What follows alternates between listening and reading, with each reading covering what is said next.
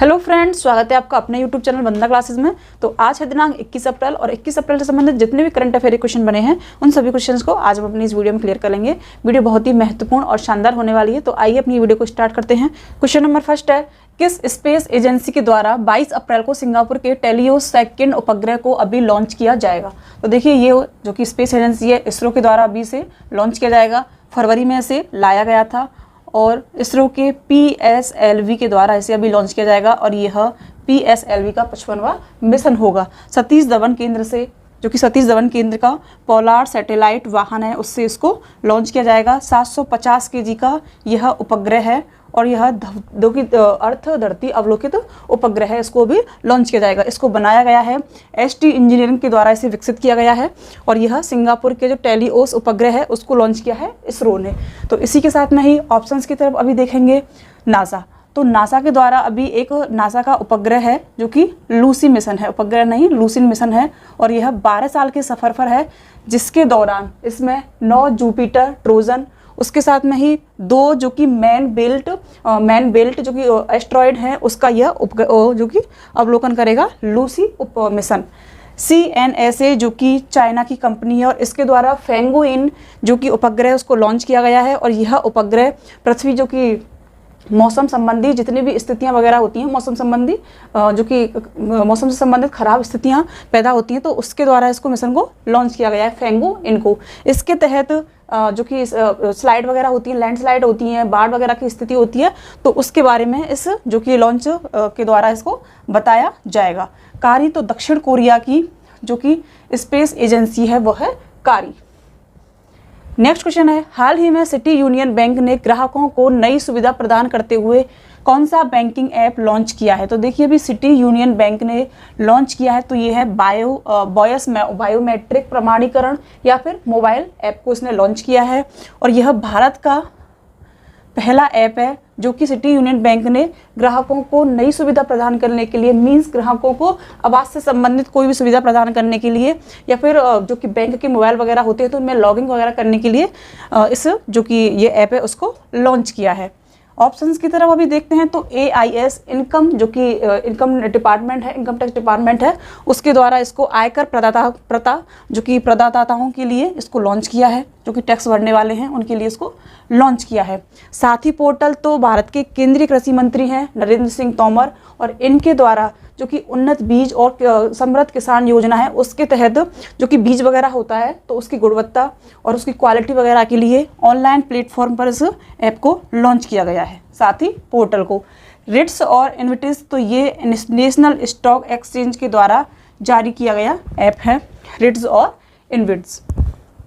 Next question है, प्रख्यात खेल इतिहासकार व लोकप्रिय टीवी होस्ट बोरिया मजूमदार जो कि महान क्रिकेटर सचिन तेंदुलकर के 50वें जन्मदिवस के अवसर पर कौन सी किताब का अभी अवलोकन करेंगे।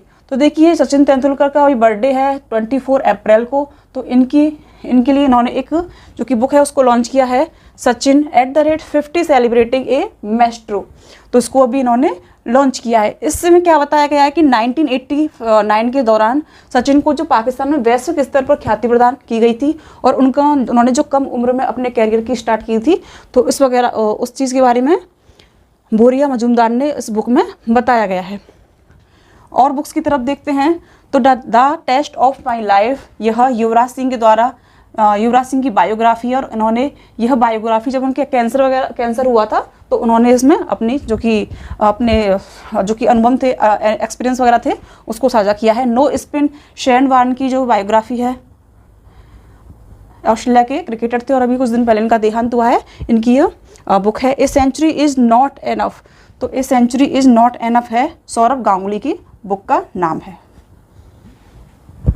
नेक्स्ट क्वेश्चन है, जर्मनी के सर्वोच्च सम्मान से किसे सम्मानित किया गया है। तो जर्मनी के सर्वोच्च सम्मान से सम्मानित किया गया है एंजेला मर्केल। 2005 से 2021 तक यह जर्मनी की चांसलर रही थी और इनको अभी इसे पुरस्कृत किया गया है, सर्वोच्च सम्मान पुरस्कार से पुरस्कृत किया गया है। इससे पहले इन्हें अभी यूनेस्को शांति पुरस्कार से भी सम्मानित किया गया था, यूनेस्को शांति सम्मान से भी। किरण राडार, तो किरण राडार को फ्रांस का जो कि सर्वोच्च सम्मान है उससे सम्मानित किया गया है, और जो कि किरण राडार हैं भारत की हैं। इसके बाद में सैडुक रूही, तो सैडुक रूही नेपाली नेत्र रोग विशेषज्ञ हैं, इनको बहरीन का ISA पुरस्कार दिया गया है, जो कि सर्वोच्च सम्मान है बहरीन का, उससे सम्मानित किया गया है। और इसके साथ में ही भारत में भी इनको पद्मश्री अवार्ड दिया गया था। रतन टाटा, तो ऑर्डर ऑफ ऑस्ट्रेलिया से इन्हें सम्मानित किया गया है अभी 2023 में रतन टाटा को। नेक्स्ट क्वेश्चन है, हाल ही में इंटरकॉन्टिनेंटल कप 2023 की मेजबानी कौन सा देश करेगा? तो अभी जो कि इंटरकॉन्टिनेंटल कप है उसकी मेजबानी की जाएगी, तो भारत में है भुवनेश्वर, उड़ीसा की राजधानी है भुवनेश्वर। और अभी यहाँ पर FIH मैच जो कि hockey international hockey federation cup भी हुआ था, और उसके साथ में ही अभी ऐसा इंटरकॉन्टिनेंटल जो कप है वह है फुटबॉल का कप होता है, और इसकी मेजबानी अभी भुवनेश्वर के द्वारा की जाएगी। 9 से 18 तारीख को होगा ये वाला कप। इसके साथ में ही ऑप्शंस की तरफ भी देखते हैं, तो मुंबई में अभी 2018 को इंटरकॉन्टिनेंटल कप का आयोजन किया गया था अहमदाबाद में। तो अहमदाबाद में 2019 में इस कप का आयोजन किया गया था। इसमें 4 टीमें हिस्सा ले रही हैं, तो 4 टीमों में कौन कौन सी हैं? मंगोलिया है, लेबनान है, भारत है और वानुआटू। इसमें 4 टीम हैं जो कि यह इसमें प्रेजेंट करेंगी इस गेम को। नेक्स्ट क्वेश्चन है, केंद्र सरकार ने पशु जन्म नियंत्रण नियम 2023 को अधिसूचित किया है। देश में पहली बार जानवरों पर अत्याचार रोकने के लिए कब अधिनियम लाया गया था? तो देखिए अभी 18 अप्रैल 2023 को केंद्र सरकार ने एक नया जो कि पशु जन्म नियंत्रण नियम को अभी लागू किया है। इसके साथ में ही 1960 में इस अधिनियम को पहली बार लाया गया था, जो कि जानवर क्रूरता नियंत्रण अधिनियम था, इसको लाया गया था। यह विशेष रूप से किस लिए है कि जो कि आवारा पशु होते हैं उनके लिए, और विशेष रूप से जैसे मैं आपको बोलूँ एग्जाम्पल के तौर पे, तो कुत्ते वगैरह होते हैं जो कि आवारा वगैरह घूमते रहते हैं, तो उनके लिए विशेष तौर से इस अधिनियम को भी लाया गया है। नेक्स्ट क्वेश्चन है, हाल ही में लता दीनानाथ मंगेशकर पुरस्कार से सम्मानित किया जाएगा। तो देखिए लता दीनानाथ मंगेशकर पुरस्कार 24 अप्रैल 2022 से इसको स्टार्ट किया गया था, और जो कि फर्स्ट पुरस्कार था वह दिया गया था नरेंद्र मोदी को दिया गया था पहला पुरस्कार, और अभी 2023 में इसे आशा भोसले को दिया जाएगा। और यह पुरस्कार जो कि राष्ट्रीय जो कि दिए जाते हैं भारत में, और यह साल में एक बार पुरस्कार दिए जाते हैं। इसके साथ में ही जो कि राष्ट्र के साथ में उनके लोगों के लिए, राष्ट्र के लोगों के लिए सामाजिक स्तर पर जो अच्छे कार्य किए हैं उन लोगों को ये प्रदान किए जाते हैं। और अभी दिया गया है आशा भोसले को ये पुरस्कार दिया जाएगा 24 अप्रैल को। नरेंद्र मोदी को पहला पुरस्कार दिया गया था लता दीनानाथ मंगेशकर पुरस्कार। रतन टाटा को असम का जो कि असम वैभव पुरस्कार 2022 में उनको प्रदान किया गया था। रेखा को अभी 2023 में दादा साहेब फाल्के पुरस्कार इनको प्रदान किया गया है। नेक्स्ट क्वेश्चन है, डिजिटल लेन देन में बीते वर्ष में सीट्स पर कौन सा देश रहा है? तो डिजिटल लेन देन की जो कि अभी लिस्ट आई है उसमें सबसे ज़्यादा सीट्स पर रहने वाला देश है बेंगलोर। कर्नाटका की राजधानी है बेंगलोर, और अभी यहाँ पर 2.9 करोड़ का जो कि डिजिटल लेन देन हुआ है उससे यह सीट्स पर है। सेकेंड नंबर पर रहा है दिल्ली, थर्ड नंबर पर रहा है बॉम्बे, एंड फोर्थ पर है पुणे। इसके साथ में अगर फिफ्थ नंबर पर पूछे तो वो है चेन्नई। तो अभी चेन्नई 5 शहरों की लिस्ट जारी की गई है और इसमें चेन्नई फिफ्थ नंबर पर है। नेक्स्ट क्वेश्चन है, हाल ही में पर्यटन विभाग और कला संस्कृति विभाग ने किस राज्य में थावे फेस्टिवल आयोजित किया गया है? तो देखिए पर्यटन विभाग और कला संस्कृति के द्वारा जो कि थावे फेस्टिवल है वो आयोजित किया गया है बिहार में।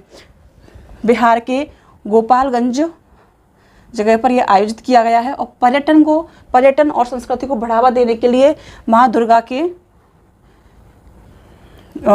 का जो कि प्रमुख त्यौहार है थावे फेस्टिवल, उसको यहाँ पर अभी बिहार में आयोजित किया गया था। उड़ीसा में प्रमुख रूप से जगन्नाथपुरी यात्रा, उसके साथ में ही कलिंग महोत्सव और एक कोणार्क नृत्य महोत्सव का आयोजन किया जाता है उड़ीसा में। इसके बाद में छत्तीसगढ़ में